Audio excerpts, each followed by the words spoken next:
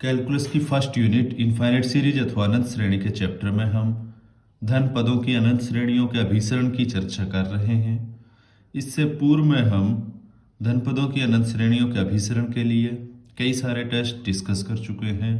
Comparison test से हमने start किया था, उसके बाद Cauchy root test, D'Alembert's ratio test, Raabe test, Bertrand test, Cauchy condensation test, और आज हम इनफाइनाइट सीरीज में पॉजिटिव टर्म सीरीज के लिए लास्ट टेस्ट पढ़ेंगे जो हमारे सिलेबस में है। इसको हम कहते हैं गॉस टेस्ट, गॉस परीक्षण। तो गॉस टेस्ट, इसकी क्या कंडीशंस हैं या इसको हमें कब अप्लाई करना चाहिए, इन सब बातों के ऊपर डिस्कस करेंगे और एक एग्जाम्पल को सॉल्व करेंगे गॉस टेस्ट से। गॉस टेस्ट देखते हैं।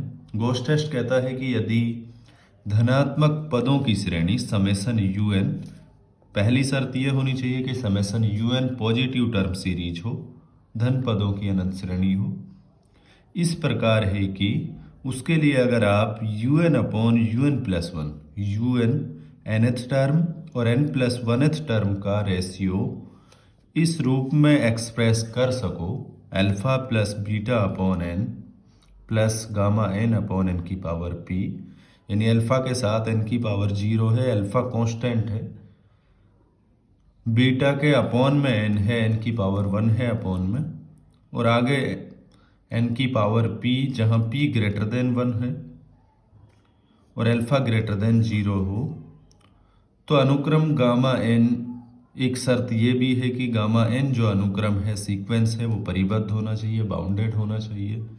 अगर आप ऐसा कर सकते हैं, UN और UN प्लस 1, nth टर्म और n प्लस 1th टर्म का रेशियो इस रूप में प्रदर्शित कर सकते हैं जहां p के ऊपर कंडीशन है कि p ग्रेटर देन 1 होना चाहिए, यानी जो नेक्स्ट जो टर्म्स है वहां पे p का मान 1 से बड़ा हो, तो इस सीरीज का समेसन UN का कन्वर्जेंस हम तय कर सकते हैं।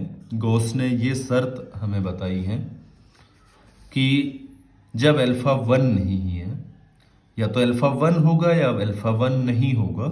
यदि अल्फा 1 नहीं है, अगर अल्फा का मान ग्रेटर देन 1 है, 1 से बड़ा है, तो समेसन UN कन्वर्जेंट होगी, और यदि अल्फा का मान लेस देन 1 है तो समेसन UN डाइवर्जेंट होगी।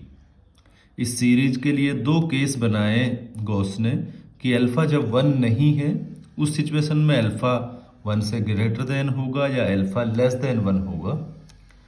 अगर अल्फा ग्रेटर देन 1 है तो समेसन UN कन्वर्जेंट होगी, अल्फा लेस देन 1 है तो समेसन UN डाइवर्जेंट होगी। इसी तरह से यदि अल्फा 1 हो तो अल्फा के मान, वो केस हमने डिस्कस कर लिया जब अल्फा 1 नहीं है। दूसरा केस है कि यदि अल्फा 1 हो तब बीटा का मान हम देखते हैं। जब अल्फा का मान 1 हो तो बीटा का मान यदि ग्रेटर देन 1 है तो समेसन UN कन्वर्जेंट होगी, जबकि यदि बीटा लेस देन और इक्वल्स टू 1 है तो समेसन UN डाइवर्जेंट सीरीज होगी। इसे हम गॉस टेस्ट कहते हैं।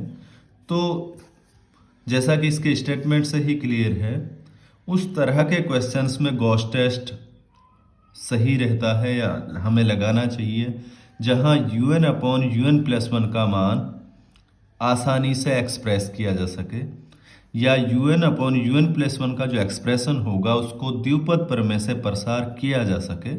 उस तरह के क्वेश्चंस में हमें गॉस टेस्ट लगाना चाहिए। हालांकि यहाँ ये भी स्पष्ट हो जाना चाहिए, इसका प्रूफ अगर हम डिस्कस करें, ये गॉस जो टेस्ट है, गॉस परीक्षण, अपने पिछले 3 परीक्षण का सम्मिलित रूप है जो कि इस प्रकार है। दालेम्बर्ट्स रेशियो टेस्ट, दालेम्बर का अनुपात परीक्षण भी इसमें शामिल है, दूसरा टेस्ट राबे टेस्ट और तीसरा बर्ट्रांड टेस्ट। तो Gauss test, De Morgan Bertrand test, Raabe test और दालेम्बर्ट्स रेशियो टेस्ट को, तीनों को शामिल करता है। इसके अंदर तीनों की कंडीशंस हैं। हम इसको इजीली इसके प्रूफ से भी देख सकते हैं, वैसे भी समझ सकते हैं। ये हम जानते हैं, दालेम्बर्ट्स रेशियो टेस्ट में हम UN और अपॉन UN प्लस 1 का रेशियो चेक करते हैं और इसकी लिमिट चेक करते हैं, limit n tends to infinity. यदि हम इस एक्सप्रेशन के ऊपर लिमिट अप्लाई करें, limit n tends to infinity alpha plus beta upon n plus gamma n upon n की पावर पी। इस एक्सप्रेशन के ऊपर limit n tends to infinity apply करें तो इसका मान आएगा हमें अल्फ़ा प्लस सेकंड जो टर्म होगी वो जीरो होगी और इससे आगे की सभी टर्म्स जीरो होंगी। गामा एन के ऊपर कंडीशन है, गामा एन बाउंडेड है और अपॉन में एन की पावर पी, पी जहाँ एक से बड़ा है, पी के ऊपर कंडीशन है। तो इन कंडीशंस को देखते हुए limit n tends to infinity apply करेंगे तो ये मान मिलेगा। यानी दालेम्बर्ट्स रेशियो टेस्ट से हम जानते हैं जब अल्फा का मान ग्रेटर देन 1 होगा तो समेसन यूएन कन्वर्जेंट होगी, अल्फा लेस देन 1 होगा तो समेसन यूएन डाइवर्जेंट होगी। जबकि जब अल्फा का मान 1 होगा तो दालेम्बर्ट्स रेशियो टेस्ट फेल हो जाता है। तो हमें और ज़्यादा टेस्ट करने की ज़रूरत है। फिर हम राबे टेस्ट अप्लाई करते हैं, ये हम जानते हैं। दालेम्बर्ट्स रेशियो टेस्ट के बाद हम राबे टेस्ट अप्लाई करते हैं, उसके लिए हम 1 माइनस करते हैं और n को मल्टीप्लाई करते हैं। इस एक्सप्रेशन की लिमिट हम चेक करते हैं तो हम देख सकते हैं यदि हम इस एक्सप्रेशन में से 1 माइनस करें और इसको n से मल्टीप्लाई करें, n से मल्टीप्लाई किया, इस टोटल होल जो एक्सप्रेशन है हमारा गामा n अपॉन n की पावर p माइनस 1 करें। यहाँ स्पष्ट है ये केस हम तभी अप्लाई करते हैं जब अल्फा का मान 1 हो, यानी दालेम्बर्ट्स रेशियो टेस्ट फेल हो चुका है, तभी हम राबे टेस्ट अप्लाई करते हैं। तो अल्फा का मान 1 होगा, ये कैंसिल हो जाएगा। इसी तरह से n कैंसिल होने के बाद जब हम लिमिट अप्लाई करेंगे तो इसका मान बीटा मिलेगा plus gamma n upon n की पावर p माइनस 1 और limit n tends to infinity apply करेंगे तो इसकी ये जो भी टर्म्स होंगी नेक्स्ट टर्म उनका मान सभी का जीरो होगा। यानी राबे टेस्ट से इस एक्सप्रेशन की जो लिमिट मिलेगी वो बीटा मिलेगी और राबे टेस्ट से हम जानते हैं जब बीटा ग्रेटर देन 1 होता है तो समेसन यूएन कन्वर्जेंट सीरीज होती है, बीटा लेस देन 1 होता है तो समेसन यूएन डाइवर्जेंट सीरीज होती है और जब बीटा का मान 1 होता है उस स्थिति में समेसन यूएन के लिए राबे टेस्ट फेल हो जाता है, ये हम जानते हैं। तो इस स्थिति में हम De Morgan and Bertrand test apply करते हैं। अगर आप इसके ऊपर डी मॉर्गन और बर्ट्रांड टेस्ट अप्लाई करेंगे तो आप ये रिजल्ट भी आपको मिलेगा कि जब बीटा का मान 1 है तो समेसन यूएन एक डाइवर्जेंट सीरीज है। अतः हम ये कह सकते हैं कि गॉस टेस्ट इन तीनों टेस्ट का रिजल्टेंट है, यानी इन तीनों टेस्ट की जो कंडीशंस हैं, रिजल्ट हैं, वो सब गॉस टेस्ट में भी शामिल हैं। तो जो क्वेश्चंस गॉस टेस्ट से सॉल्व होंगे वो इन तीनों टेस्ट को स्टेप वाइज लगाने पर भी सॉल्व हो सकते हैं। पहले हम दालेम्बर्ट्स रेशियो टेस्ट अप्लाई करें, उसके फेल होने की सिचुएशन में राबे टेस्ट अप्लाई करें और राबे टेस्ट फेल होने पर हम De Morgan Bertrand test apply करें। इन 3 स्टेप में भी आप उस क्वेश्चन को सॉल्व कर सकते हैं और आप गॉस टेस्ट से एक ही स्टेप में आप क्वेश्चन को सॉल्व कर सकते हैं। लेकिन गॉस टेस्ट हर जगह आप अप्लाई नहीं कर पाएंगे। गॉस टेस्ट आप उसी सिचुएशन में अप्लाई कर सकते हैं जब यूएन अपॉन यूएन प्लस 1 का जो एक्सप्रेशन है वो alpha plus beta upon n plus gamma n upon n की पावर पी रूप में लिखा जा सके। तो ऐसा आप हमेशा नहीं लिख सकते या आसान नहीं होगा आपके लिए लिखना। तो गॉस टेस्ट आप या तो उसी सिचुएशन में अप्लाई करें जब आपके पास टाइम कम हो, ये टेस्ट कम टाइम लेता है, ज़्यादा कैलकुलेशंस नहीं होती हैं, या आपको ये शो हो जाए कि यहाँ पे इसका हमें प्रसार कर सकते हैं, या जब क्वेश्चन को स्पेशली मेंशन कर दिया जाए क्वेश्चन में कि निम्न श्रेणी का अभिसरण गॉस टेस्ट से परीक्षण कीजिए या गॉस टेस्ट निम्न श्रेणी के ऊपर अप्लाई कीजिए, तो उस स्थिति में हमें गॉस टेस्ट अप्लाई करना चाहिए। अदरवाइज अगर गॉस टेस्ट से आपका क्वेश्चन सॉल्व नहीं हो रहा है तो आप दालेम्बर्ट्स रेशियो टेस्ट, राबे टेस्ट और डी मॉर्गन टेस्ट को स्टेप वाइज लगा सकते हैं। एग्जाम्पल नंबर 6 को हम गॉस टेस्ट से सॉल्व करेंगे। यहाँ हमें एक सीरीज गिवन है जिसकी first term a upon b, second term a into a plus 1 upon b into b plus 1 और थर्ड टर्म के लिए एक्सप्रेशन दिया हुआ है। तो इस सीरीज का कन्वर्जेंस हमें चेक करना है। यदि दी हुई श्रेणी को हम समेसन यूएन से व्यक्त करें तो इस सीरीज का जो nth टर्म होगी वो यूएन होगी और यूएन के लिए ये एक्सप्रेशन होगा। ये एक्सप्रेशन हम इस सीरीज के नियम को देखते हुए लिखते हैं। यहाँ हम देख सकते हैं nth टर्म के लिए अंश में जो एक्सप्रेशन होगा वो a into a plus one into a plus two up to जो लास्ट टर्म होगी वो a plus n minus one होगी। हम इस सीरीज के थर्ड टर्म को देख सकते हैं, इसकी जो लास्ट टर्म है अंश में वो a प्लस टू है जो कि a plus three minus one के इक्वल है।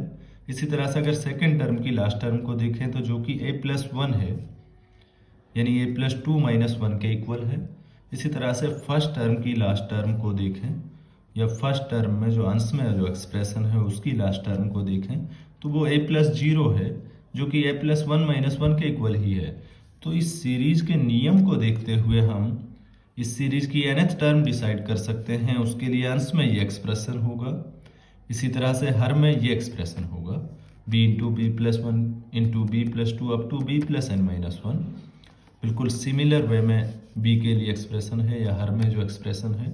तो इस सीरीज की nth टर्म ये होगी।